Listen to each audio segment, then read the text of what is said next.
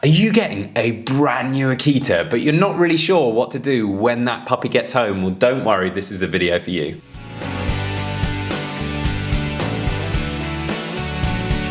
Welcome back to the Fenrir Akita Show. My name's Joe and I'm a certified canine leader here at FenrirCanineLeaders.com. We are dedicated to helping you learn everything you could possibly want to know about the Akita and then how to become a high-level canine leader so you can raise your very own. So if you're new here, don't forget to subscribe and turn on that notification bell so you never miss a future upload. Bringing your puppy home is so exciting. However, if you're not really sure what to do when you get them home, do not worry. Today we're going to be tuning into a webinar that canine behaviorist and founder of FenrirCanineLeaders.com Will has recorded all about what to do when you get your puppy home. So if you're bringing a brand new puppy, Akita puppy home, this is the perfect webinar for you. So here we are, guys, back with another quick fire webinar, and today we're going to be talking about the things that you absolutely need to do as soon as you bring your new puppy home. Now what I've done is I've broken it down into my top 5 tips, and these are applicable whether you've just got a new puppy and you're taking your new puppy home, or maybe you're starting to be interested in getting into a career of working with dogs. And these are the kind of things that you want to be encouraging your clients to be thinking about and starting the second they bring their puppy home.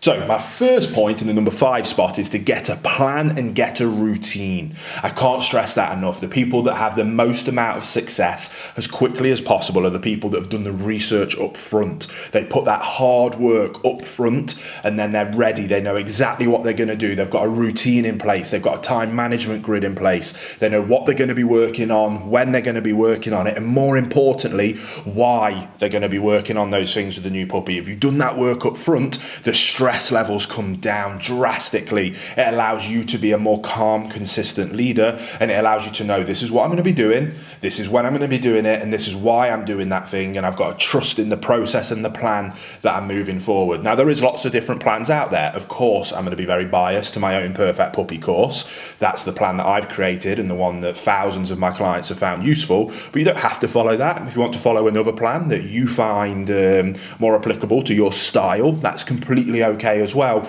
I just want to recommend get a plan. Now if you're sat at home and you just picked up your puppy today, it's not ideal, but it's definitely not too late. So right now use this as motivation. If it wants to be our Perfect Puppy course, there'll be a link down below. If you want to go with a different trainer's course or philosophy, again, just choose a plan that resonates with you, research it, and get ready to put it into place straight away. Catch up on those few hours, maybe those couple of days that you're behind, but get that plan in place, get that routine in place, and you'll be able to get off to an amazing start.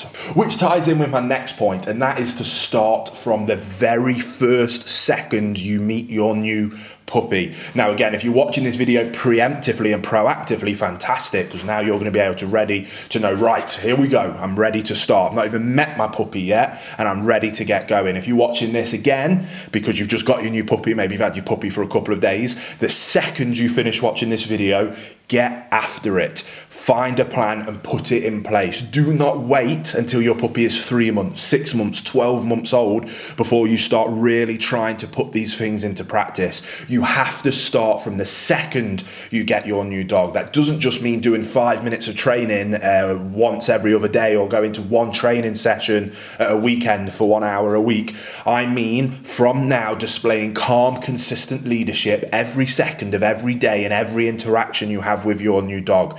It's how you live with your dog is far more important than the fraction of the time you spend training your dog. Now, training your dog is important, but manners and socialization and leadership and relationship are equally, if not more important. So start the second you meet your dog, build that trust, let that dog see you as its calm, consistent leader that it can look to for guidance and direction no matter what circumstance or situation it finds itself in, and you will be a fantastic dog owner that has a dog that is just a pleasure to be around. Get after it straight away.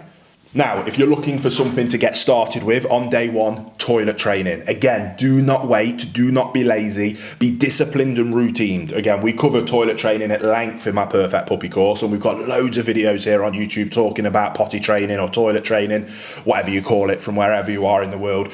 But again, from the second you bring your dog home, get started on toilet training. To give a very quick summary of how we go about toilet training puppies and how we teach our clients to toilet train their puppies is set an alarm on your phone every hour on the hour. Take your dog out and give them the opportunity to go to the toilet. If they do a number 1 or number 2 when they're outside in the designated spot that you've chosen, lavishly praise and reward them and let them know, excellent job, I really enjoy that.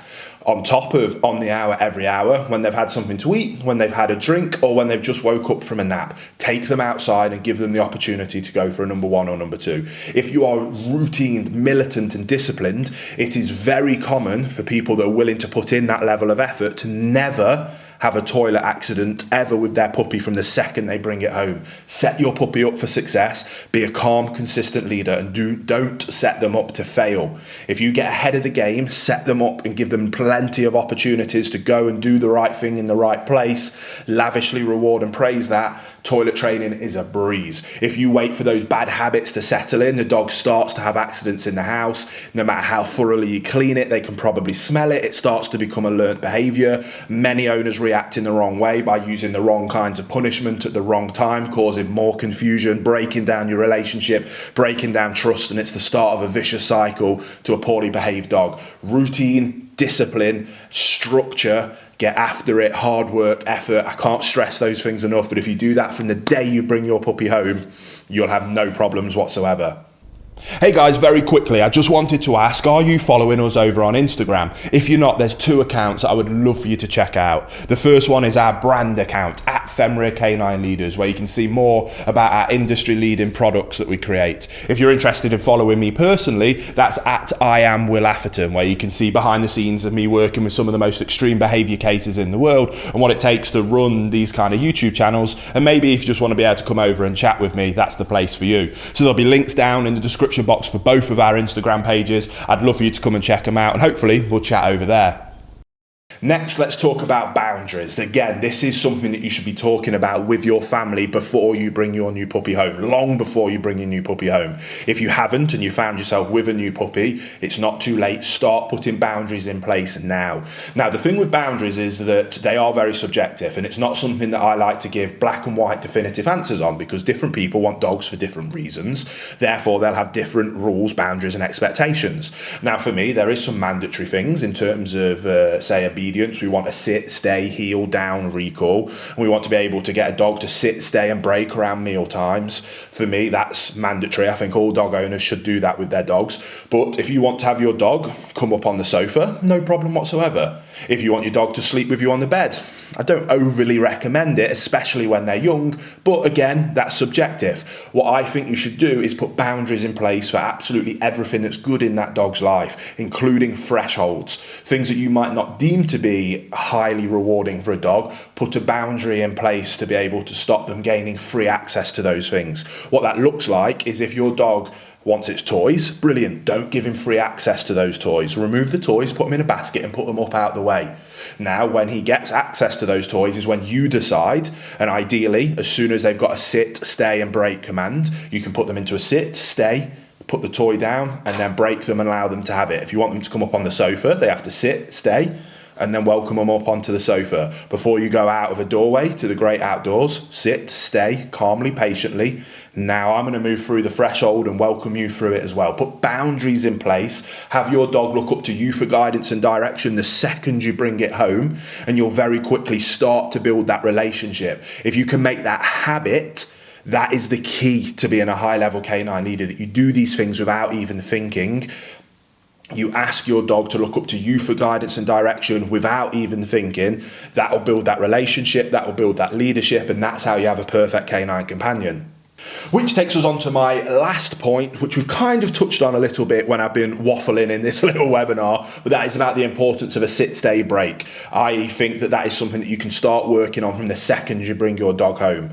Now, don't get me wrong, it's quite a complicated routine to have nailed, but it's definitely something that you can start working on. Talking about boundaries and the importance of manners, the importance of having a calm, relaxed dog that's a pleasure to be around, in my opinion, nothing is better for that that goal of having that perfect canine companion and a rock solid sit, stay and break. Now a puppy, the day you bring it home, is capable of learning how to sit down. With a basic lure, mark, reinforce based methodology, very fun, very positive, you can get them to sit. Once you can get a dog to sit, you can then layer up stay really nicely. Then you can start to layer up break. Teaching a dog to break can be quite complicated, but if you're starting that from day one, the quicker you can get it done, the quicker you can start putting that sit, stay, break routine before food, before water, before toys, before access to furniture, before access to going outside, before access to play, before access to cuddles, before access to anything that it finds valuable in its life. If the dog knows that all it has to do is sit down calmly with good manners and wait patiently while you ask it to, looking up to you for guidance and direction and waiting until you give it permission, there is nothing better that you can do for your dog, and you can start that from day one. Like I say, you might not get there in day one, you won't get there in day one, but start from day one. Start as you mean to go on, implement these things, get your clients to start implementing this way of thinking, because it's all mindset. The what we do is the easy bit. Why we do it is what separates an okay dog owner from a world-class dog owner. Understand the mindset and you'll be a world-class, high-level canine leader with a perfect canine companion. So I hope you enjoyed that quick-fire breakdown. I really enjoy helping you guys get out there, work with your dogs, help your clients work with their dogs, have some fun in the process, and let's help everybody in the world try and enjoy perfect canine companions the way that they're meant to be enjoyed. I really hope you found that useful, guys. So many tips and tricks that you can put into practice straight away with your Akita. I really hope you enjoyed today's video. If so, get involved in the comments down below, as we would love to hear from you. Don't forget to subscribe and turn on that notification bell, as we have 2 dedicated videos coming here every single week. So I can't wait to see you in the next episode of the Fenrir Akita Show.